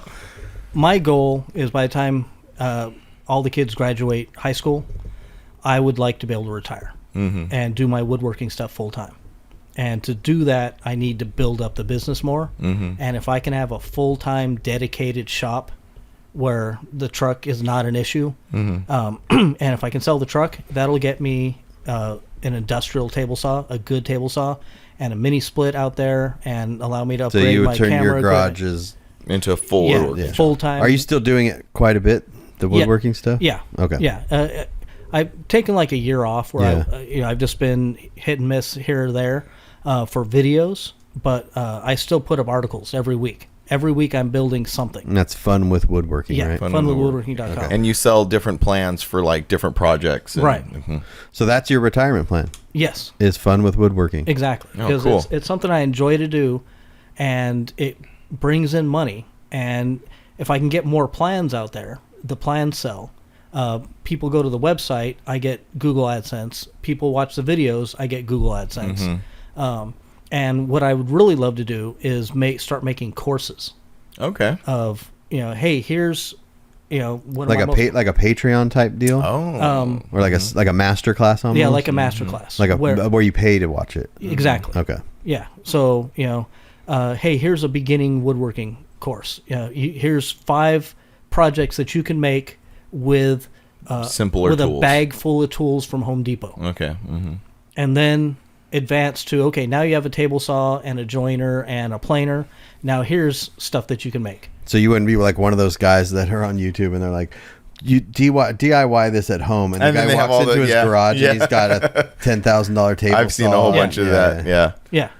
And that's one of my selling points right now is I have a $150 table saw that I have to take out on the side of the house because the truck's in the garage, and I'm using all the stuff from Home Depot and Lowe's, and people are like, oh yeah, and my main thing is, if you watch one of my woodworking videos, if you go watch one of my woodworking videos right now, you'll say, dude, that fat little bastard can make that. I can do that too. Yeah. And that's, it's all stuff that I'm not doing anything super crazy on super crazy, expensive tools. Yeah. So I want to do a beginning one, but then I don't want to be stuck as the beginning woodworking guy. Yeah. I want to advance my skills. Yeah. And okay, here is this. And then I want to do a digital fabrication course. I've got 3 lasers out in the garage. I've got a CNC machine. I've got the 3D printer. I want to incorporate that all and be able to do classes on that. So once the truck is gone, then there's no more custom trucks in Donald's life. For now. But if the woodworking stuff takes off and you have like expendable income, you could be like, oh, maybe I'll get something to tinker with it or something like that. Yeah. Are you, but will you continue to still go to car shows and stuff? Because is that part of your enjoyment? Yes. And all that? Yes. And I used to go to 50 shows a year. Yeah. And, as many as maybe not 50, 30, 35. Yeah, man, you were, Yeah, as always, many as I could. Yeah. And when my boys were little, it, they weren't interested in it. And I'm not one of those guys who's going to drag my kids to sit out in a parking lot for 8 or 10 hours. Yeah. The older boy used to come with me to the council show when it was at the bowling alley. Mm-hmm. And I would give him a camera, and he would take pictures with the little point and shoot. And then I would take pictures with the big one, and then we'd go bowling. Oh, cool. So he was there for the bowling, but he had fun taking the pictures. Yeah. And then on the website, I post, here are the pictures from my 6-year-old son, and here are my pictures. I do remember that. Yeah, I do remember that. But he lost interest. And then, so I kept going, and I have really understanding wife. With Act 1, she used to come around to a lot of the shows because it was new, it was interesting. But then once I joined Relaxed, she didn't know the people as well. And it's boring enough talking to me, standing behind me, watching me talk to people that you don't know is no fun. Yeah. So, so she stopped coming to as many things, and so I still did as much as I could. But then we reached middle school age, and Boy Scouts, and it's just one of those like, hey, I could still be going to shows and stuff right now, but I'm trying to spend more time with the boys. I'm in that same boat with my kids, as they advance in sports and get more involved with school and after school stuff. It's like, I get that, man. It's a hard balance sometimes, but I totally get it. Yeah, time is definitely a strange thing. You always think when you're younger doing this, like, oh, I can do this all the time. Yeah. And then there's like a conflict in your head when you start realizing you can't do it all the time, and there's an inner battle. And then you just kind of make a decision, and then you just have to be okay with that decision. Yeah. And the thing is I did it all the time for 25 years. Yeah. I was going to ask you about that, kind of to jump back onto the truckrun.net thing. Did you see because like if right now you could log on to truckrun.net and you can look at a show from 2003 and you can look at all the photos, and you could do that for a bunch of different shows right now. Did you ever think that you were like that? How am I going to say this? Did you ever think you were the documentarian that you turned out to be, or were you just doing this, collecting these photos, putting them online without really much thought into that? No thought at all. Oh, okay. It was fun. Yeah. And I work in IT. I'm a computer nerd, and it gave me the impetus to learn how to make websites, and which was something new and interesting. And doing the photos and the scanning, and then getting into digital photography. My first camera. Do you remember Fingerhut? That sounds really familiar. It was, you get a magazine with a whole bunch of stuff, and you can make payments on it. Oh, okay. That's where I got my first digital camera. Oh, okay. 1.2 megapixel Panasonic camera, and you hit the button, and it would take a picture. You know, could hit the button, focus. What kind of memory card did it put on? Because my first digital camera put it on a 3.5 floppy. Oh, really? Yeah. No, it was slightly more advanced than that. Okay. Yeah. I think it was a CF card. Yeah, like those like kind of fatter ones. Yeah. And then I got a Sony CyberShot, and it was the oval, oval looking ones, and that took a specialized Sony memory card. It looked like a stick of gum. And Ernie's red truck, I did a feature on the red truck on truckrun.net, and I shot it with that camera. Oh, that's 2 cool. megapixel. Wow. And then 15 years later, 10 years, however long later, Ernie hit me up for the pictures. So I sent them to him. He's like, oh, no, I need the full-size pictures. You're like, that's it, dude. Those are the full-size pictures. He's like, there's no way. I said, yeah. And this is the camera I took it on. It's 2 megapixel. That's as big as, as it went. And he thought I was lying to him. That's funny. That's really funny. Now that we've been sitting down talking about all these different things that you've gotten into, which is, truckrun.net, your woodworking, the 3D printing, like I can see a pattern. Like you find something that you find interesting and you like go into it. Oh, yeah. Yeah. And whenever I can make my hobbies pay for themselves, I try to do that. Yeah. I shoot weddings. So, just 100 people or less, word of mouth. If you're on a budget and you want good pictures, not awesome pictures, but you want good pictures, I'm your guy. Yeah, you're the guy. So I'll shoot. My average price for a wedding is $1,000. Yeah. And and I do 1, 2, maybe 3 a year. I haven't done any since COVID, but that allows me to buy more photography equipment. To get more farther and to learn more about it. That's cool, man. Yeah, that's really cool. And you've created just by like you're interested in doing stuff like it's kind of blows my mind like what you're saying that like you just truckrun.net is just you focusing on that hobby and making this thing and kind of like okay that was cool and then moving on to something else, but then you've created this like it's really important to the scene, like it almost, I don't want to say like accidental, but it was definitely like you're like, yeah, I did that was cool, and now I kind of moved on, but that thing was really cool. And I keep paying for it every month. It's $20 a month, so why not just to keep that record out there? No, I know it's a time capsule. It's pretty amazing. How many times when you're just like, oh, I'm trying to remember this thing, and you go to truckrun.net to find something or whatever, just to reference something. Like it's easiest or thing. An old truck that you had. Like I had a Nissan. It was such a piece of crap, but I had this Nissan and I couldn't. I had that Nissan. I don't have any pictures of it. I bet you I'll find one on truckrun.net, and I found it. Yeah, and then in my notes here, Freak Fest. Oh, okay. I went on the site and went looking. There was 3 Freak Fests. Oh, so you okay? Yeah. And I have on truckrun.net. I have photographic evidence of that each one. Of each one. First one was in 2003 in June at Famoso, up past Bakersfield. The second one was 2004 in April. Same Famoso. And then the third one was 2005 at the Orange Show Fairgrounds. The place where car shows go to die. Yeah. So that's true. I never thought about that. Crazy event because so I have stories from that too. Okay, because I didn't go. One quick thing. So the 2003, 2004, which one was the Cottonmouth King one? That was the 2004. Okay. So the 2003 was the first one, and it was the regular truck show, and then they had a little bit of like BMX, a guy breathing fire, and I don't think there was any live bands. But 2004 was when like Cottonmouth Kings and the big stage. But it did so well that they were able to. The guy got a taste of it. That one dude. Yeah, and then he tried to do another one, took a bunch of pre-reg money, and it never happened. Okay, so that's after Orange Show. Because I talked to this was before. Oh, before. Oh, okay. Orange Show was the show that you took your pre-reg to go to that. So I see what you're saying. I talked to the guy and he goes, I don't know what to do with all this. People are mad at me because I took all this money and he didn't pay it back to him. I said, well, you got to do something, like throw another show and just. So they did the Orange Show one, scheduled a bunch of bands and did all this stuff, and it didn't work out, and they left. The promoters left.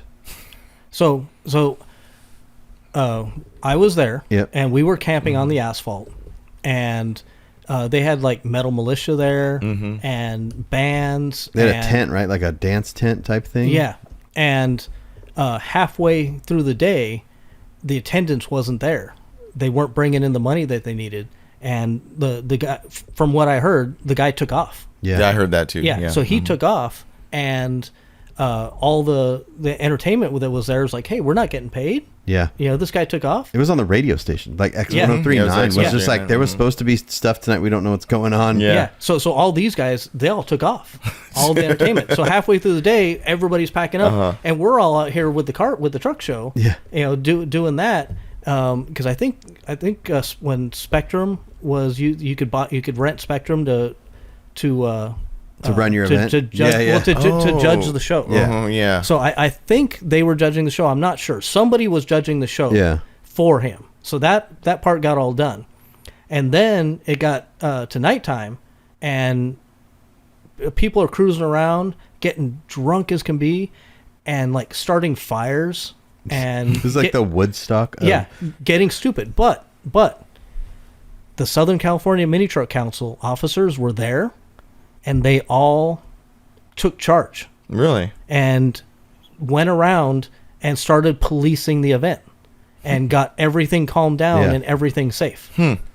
Yeah, it was just one of those. I remember Airbrush being one of them, and I can't remember who else it was, but it was the SCMTC officers that stood up, took charge, and started organizing the cruising and getting the fires out and you know, calmed everything down. And, What? and everyone partied into the night, and then the next morning everyone went home? Yeah. What month was that in that year? 2005 November. November. Okay, so my experience from that show was I had broken my leg in my motorcycle accident like a month before that.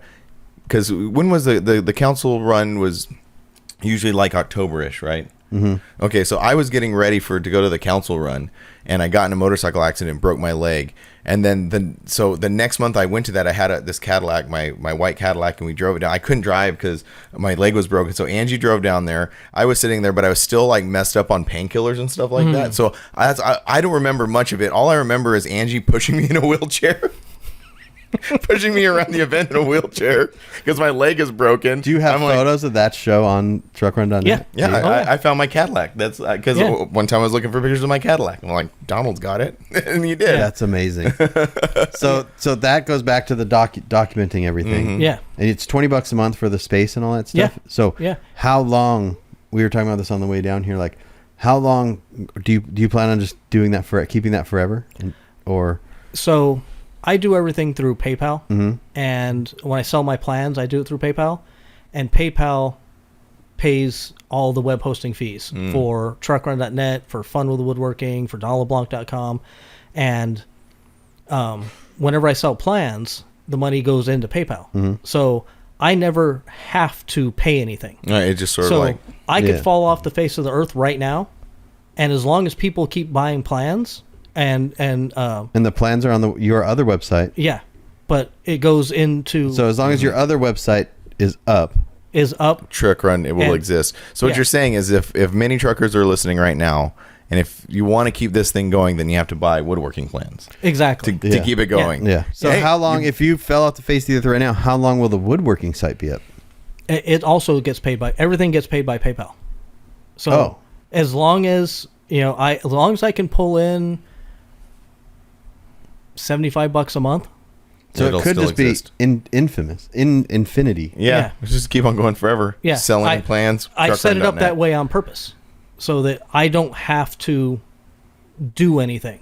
The only actually, let's see. No, I have the domain set up to auto renew too Oh, through Yeah. PayPal. through PayPal.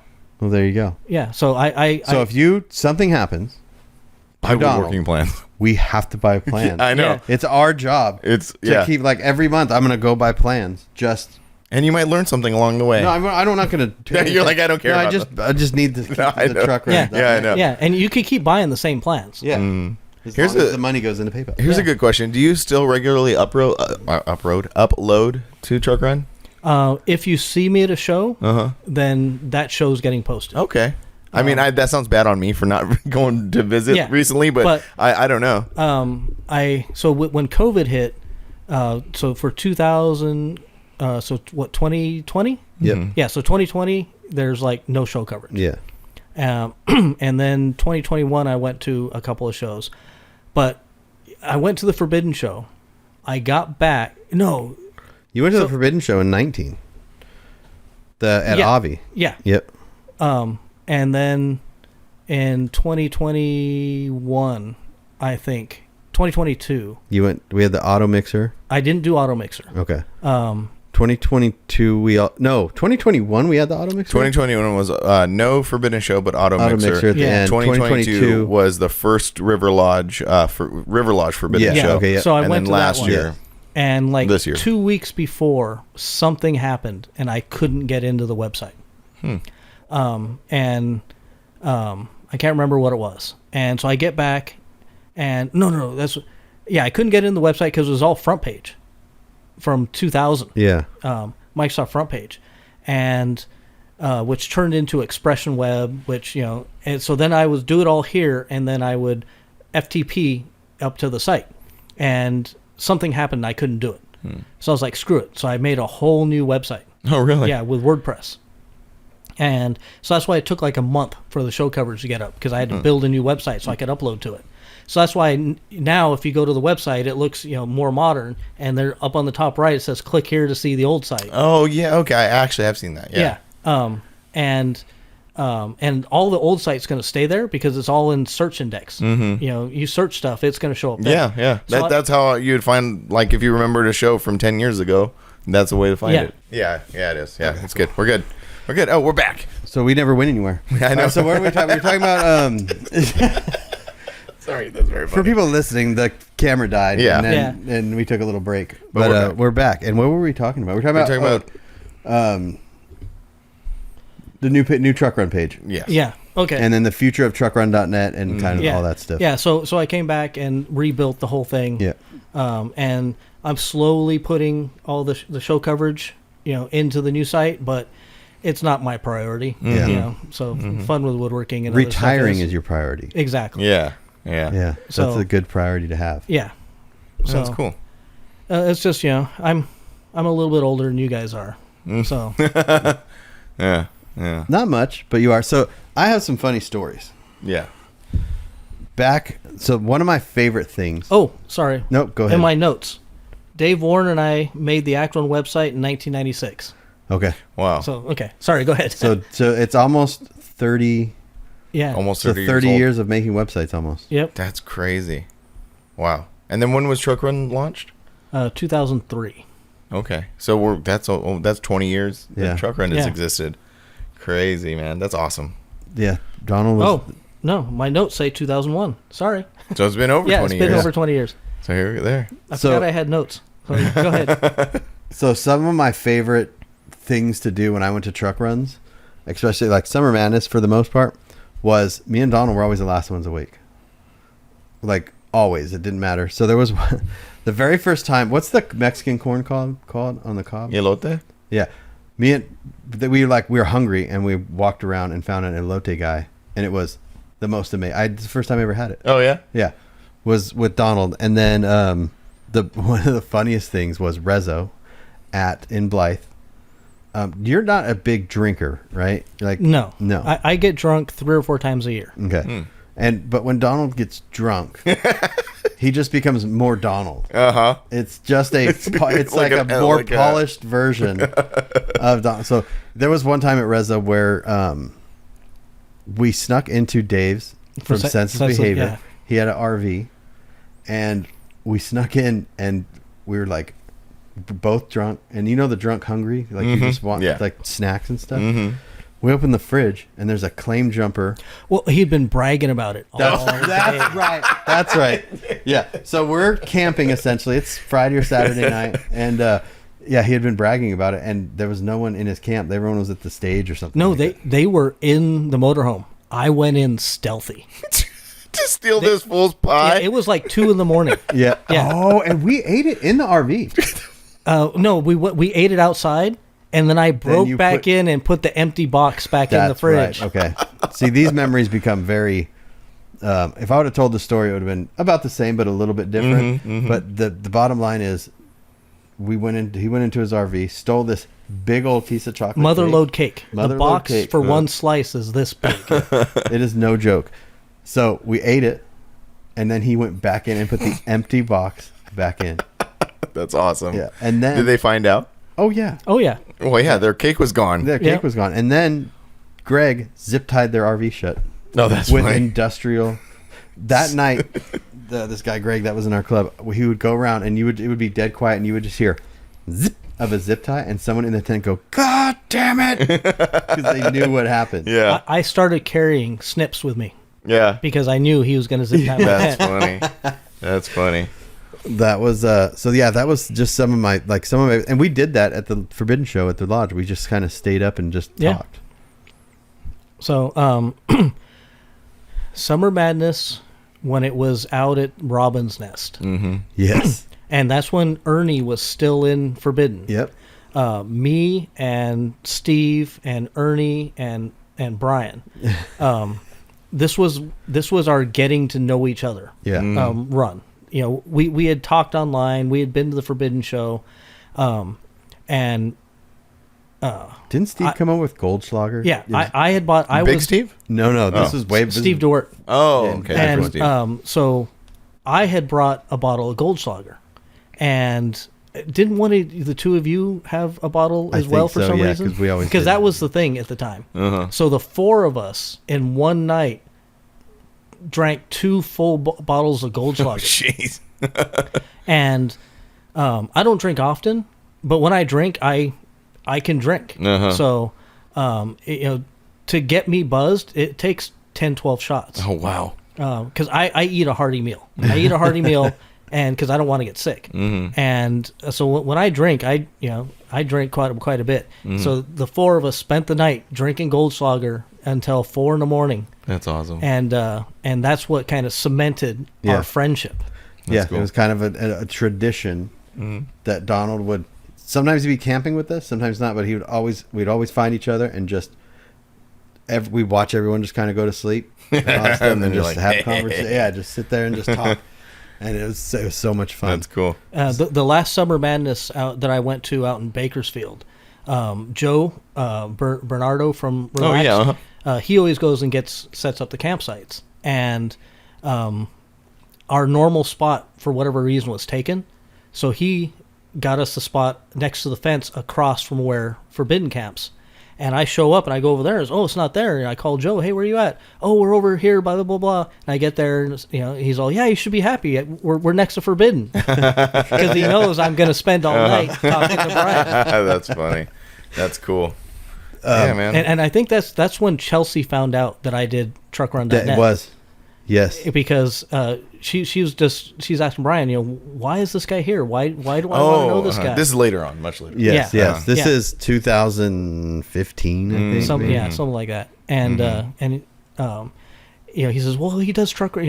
She asked him this off to the side, and she says, oh, he does TruckRun.net. And one of the things the website was known for was pictures of girls. Yeah, definitely. And I got in trouble for that a lot. Oh, really? From the girls or for their husbands or boyfriends or whatever?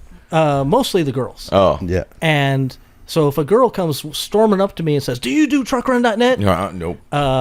It depends why you're asking, Well, like Brian was saying, like that there was that particular aspect of TruckRun.net, but partypage.net or .org or whatever it was, they were the ones who went hard, big really, time. really captured the moment. And I remember in my old club there was this girl. We were at a council run and it got wild, like they did. And we warned her. We're like, hey, look, if you decide to go do this, it's gonna get like immortalized in this website. And she's like, yeah, no, whatever, that can't be true. Today, just like your website, today you can go find the pictures from that run. They never go. Anything that goes online never goes away. Yep. Yeah, definitely. Even if it goes away, it doesn't go away. This girl found out. I'm like, I told her, I said, 20 years from now, your kids are going to be like, I wonder how mom was when she was young. Oh. So, and I've had all the shows with the roulette, they always checked ID. and they had the participants fill out forms saying, hey, you're going to be photographed and blah blah blah, and verify you're 18 years old, and they'd have to show a license and everything. And that saved me quite a few times, because I would get an email of, oh, I didn't say you could take those pictures of me. And I could email Roulette, and he'd take a picture of it, scan it in, and send it to me, and I could say, no, you signed this, you verified you're 18, so no, you cannot sue me. Yeah. I will take them down. Yeah. Because you don't want them. Yeah. That's not a problem. You come to me upset and say, hey, I want this taken down. My boyfriend's mad, my dad's mad. I don't care, whatever reason. You can verify that you are who you say you are, and you want it taken down. I'll take it down. Now, having said that, all the pictures have numbers, and all I did is I deleted the thumbnail. So if you go here and this one's 15 and this one's empty and this one's 17, if you go up in the title bar and you type Pano 016, there you go. You might be able to see that picture. That's hilarious. That's pretty funny. We were just talking about that yesterday, about how no one reads what they're signing. Yeah. The end user agreement. Well, they didn't read the fine print. Yeah. There's small print, and whatever you're signing, you're giving away a lot of things. Yeah. Information and all that stuff, even to your electric company or your whatever company. But anyways, yeah. My final question about truckrun.net and that is, how did it coincide with Street Source? Did you guys feel like that was like a... Well, actually, no, I kind of answered my own question earlier, because you were just doing this to do it because that's what you like to do. So I was going to ask if there was any... It felt like a competition between the two, doing show coverage, or even SoCal Customs for that matter, and Party Page. SoCal Customs, we had a little bit of a rivalry, but polite. Whereas Street Source was more. This is more like the very dawn of social media within our scene, and for Street talking Source to was people.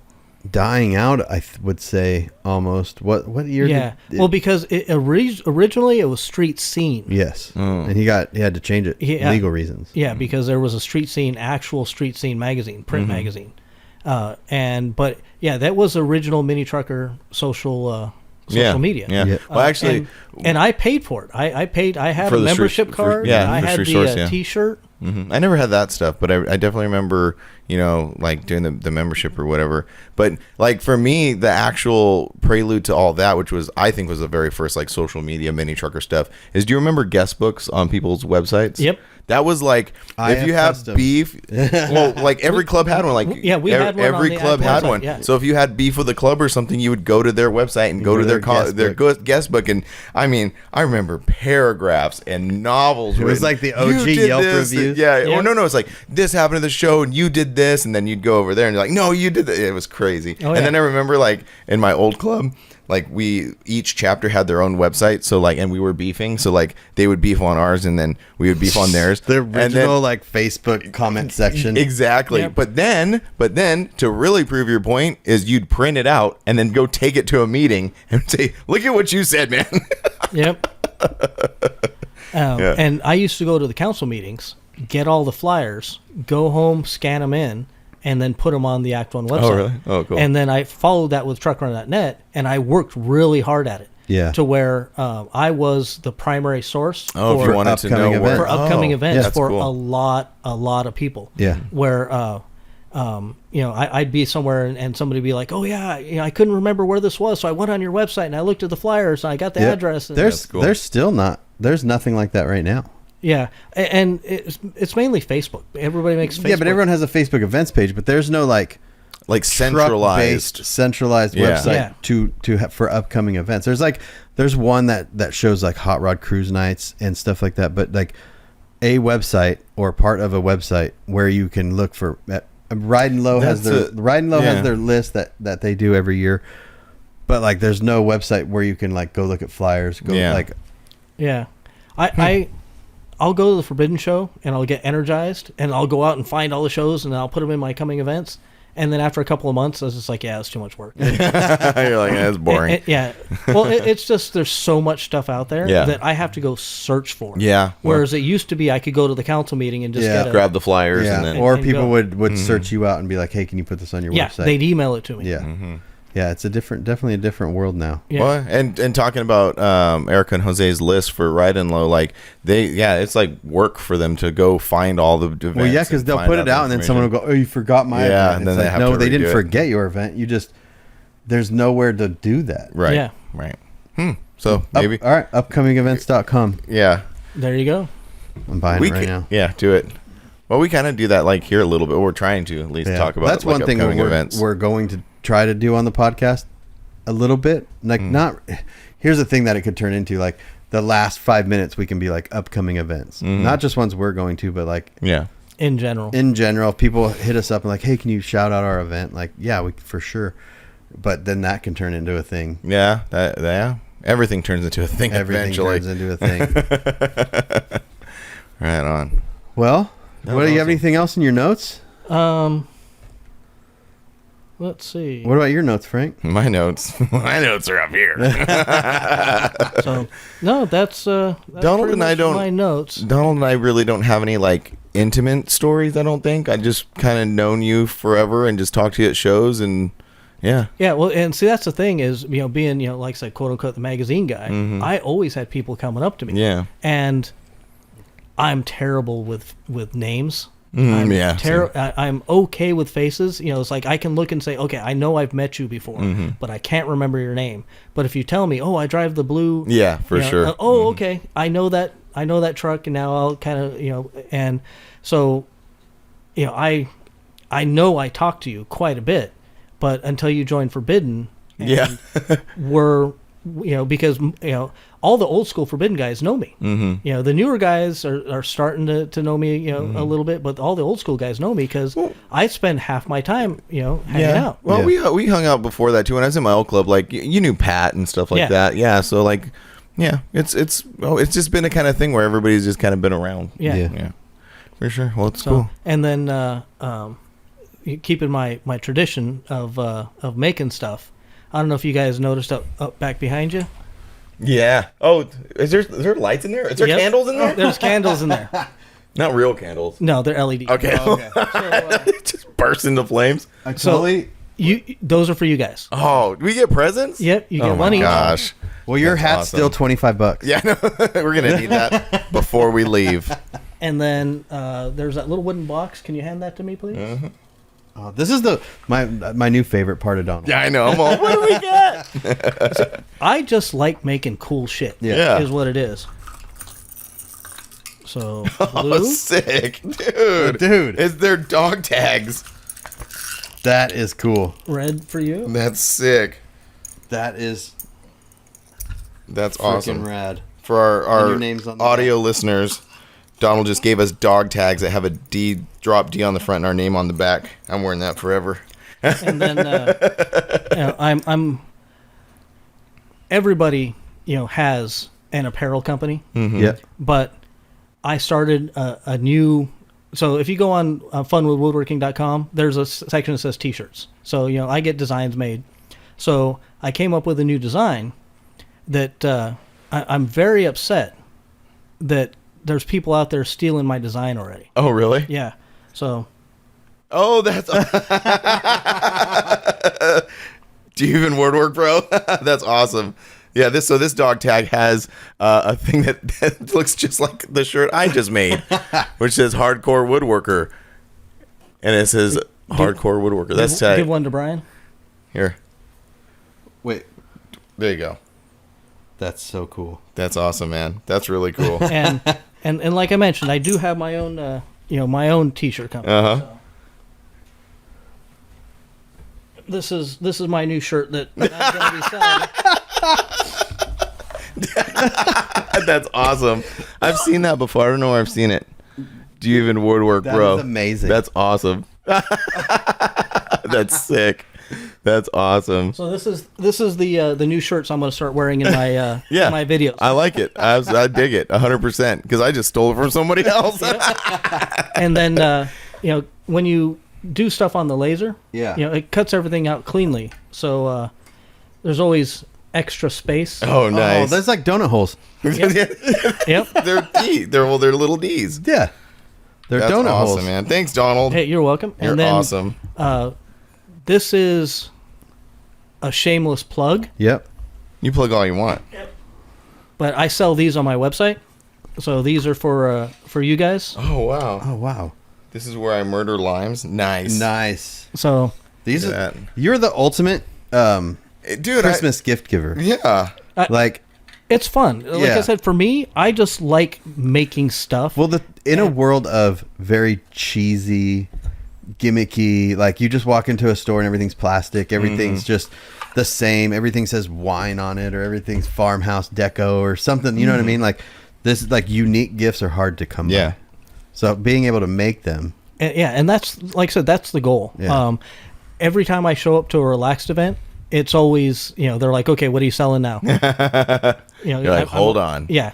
So I'm always trying to make something just that you can't just go to the store and buy. Yeah. exactly. No, it's great, man. Thank you. And that's funwithwoodworking.com. Correct. No one's listening to this. It's 2 hours. We're into it 2 hours. Oh, everybody's. Oh, they're listening. They are done. No, they're listening. Yeah, this is That's on their where you're commute wrong. home. This is the two-parter, so thanks Yeah. for tuning in for the drive home. Yeah, this is rad. This is so cool, man.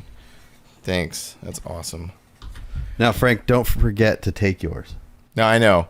Or put it in a bin. Yeah. So remember the cups that you brought to Unfinished Business? Right. The with the temperature on. Because I brought 2 of them. Yeah. But you guys thought I only brought Yeah, one. I I was knew like- you brought 2. I was Okay. like, I know he brought 2, and you're Yeah. like, I didn't get it. Oh, yeah, So, I didn't see it. just when I went to, I forgot what show I went to, but I'm loading up I'm organizing my shirts, and I went, there it is. I had just put it in. I do that all the time because I'll just put stuff in bins. Like someone will come up and like give me a shirt, or I'll buy a shirt from someone. I just throw it in one of my bins, and I will find it months later. But it will be found eventually. It will be. So I cool. didn't bring you that though, and I still have that at my house. It's okay. It's all right. Donald will give us more cool stuff later. Yeah. Well, thanks, man. Hey, you're welcome. Well, thanks for checking out this week's episode. Donald LeBlanc. Fun with woodwork. Why am I messing that up so bad? Funwithwoodworking.com. Truckrun.net. DonaldLeBlanc.com. DonaldLeBlanc.net. All of it. Yeah, truckrun.org. Check it all out. All right. We'll see you guys next week. Later. Peace.